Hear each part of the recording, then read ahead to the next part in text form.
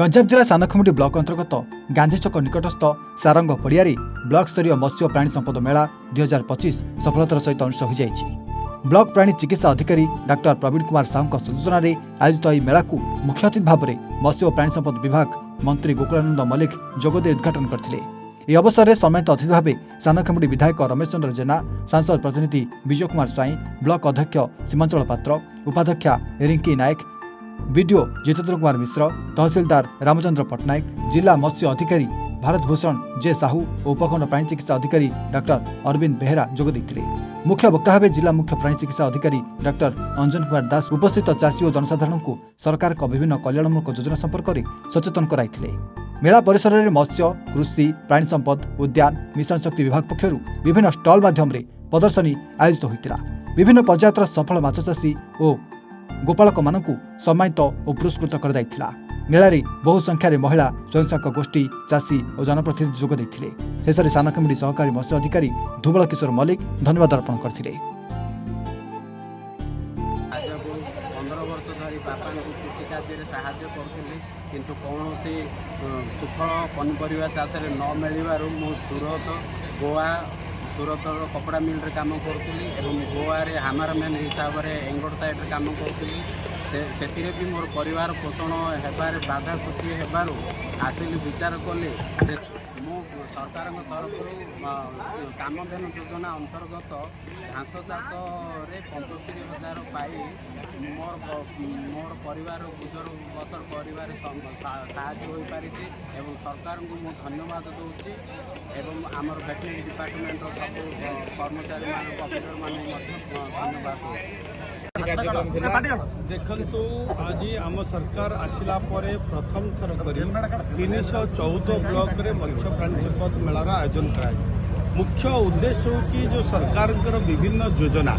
जो रही मुख्यमंत्री कृषि उद्योग योजना, मुख्यमंत्री कामधेनु योजना, प्रधानमंत्री मत्स्य संपद योजना, मुख्यमंत्री मत्स्य कल्याणजीवी योजना, यही 113 प्रकार अनेक योजना रही जो ग्रामांचल कृषि कृषक सशक्त करवा, ग्रामांचल कृषक मान पाखे सठिक योजना पहुंचेबा एवं आर मुख्य उद्देश्य जे एथिरे अनेक चाषी मानक बर्तमान जोड़ा जाउछि। आगुरु मध्ये अनेक योजना गत सरकार होउथिला किंतु योजना कोठी ना कोठी बाट मारण हो जाउथिला किंतु ए सरकार रे जो माने प्रकृत हिताधिकारी से मानक पाखरे योजना पहुंचेबार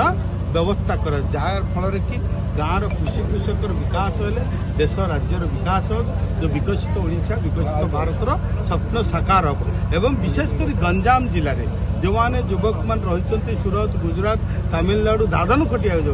मुझे अनुरोध करी जे सरकार 113 प्रकार योजना अच्छी। मुख्यमंत्री कृषि उद्योग योजना जो 1 कोटी टंका पर्यंत आम सब्सिडीर व्यवस्था करुँ। कुकुड़ा फार्म करूँ, गाई फार्म करूँ, छेली चाष करूँ, गाई रखु तेणु अनेक ये योजना महिषी पालन करूँ। एथिरे युवक युवती मैंने आत्मनिर्भर हो पारे एवं निज अंचल रही निजे घरे रही रोजगार करेंगे जोटा कि मुख्यमंत्री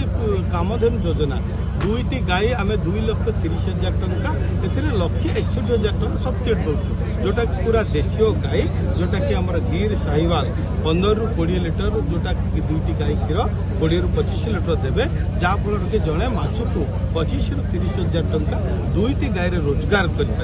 तेणु समस्त युवक मान अनुरोध करी चाषी भाई मानक आज आसतु देखु बुलंतु निजे अनुभव करंतु जो 113 प्रकार विभिन्न योजना रही आपण मैंने जोड़ देखो जो गत सरकार किसी कम्युनिटी गुहाल आज से सब मद्यप आडास्थली पाई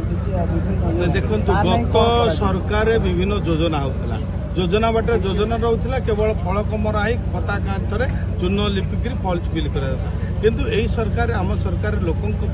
योजना कर योजना लोक पाखे पहुँचब तार व्यवस्था कर आम गोशालार व्यवस्था कर जोटा कि मुझे कहूली 52 लाख टंका आम सब्सिडीर व्यवस्था करूँ। जी चाहिए जेकोसी ऑर्गेनाइजेशन चाहिए सोशल वर्कर चाहिए आम गोशाला देव एवं जितटा गाई रख प्रति गाई को खावाई वर्ष 20,000 टंका देवार व्यवस्था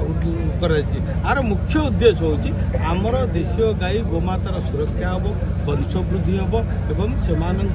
विभिन्न जो जैविक प्रणाली चाष कर आम उपकृत हो। जो जराजीर्ण से कौन कार्य आम गोशाला रखा ना तार रही तार गोबर आमर विभिन्न वर्मी कंपोस्ट हो पार तार मूत्र आमर कम लगी पार तेणु गोमातार बंची तेणु मृत पर्यंत सबुबले सी लोक हित आसे तेणु गोमाता जी पाली रखी निश्चित भाव तार मंगल हो तेणु मु अनुरोध करी समस्ते आम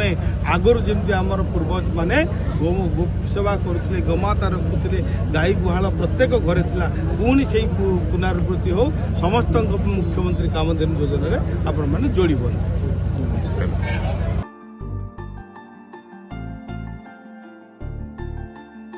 सानखेमुंडी अशोक कुमार साहू रिपोर्ट एवन ओडिशा।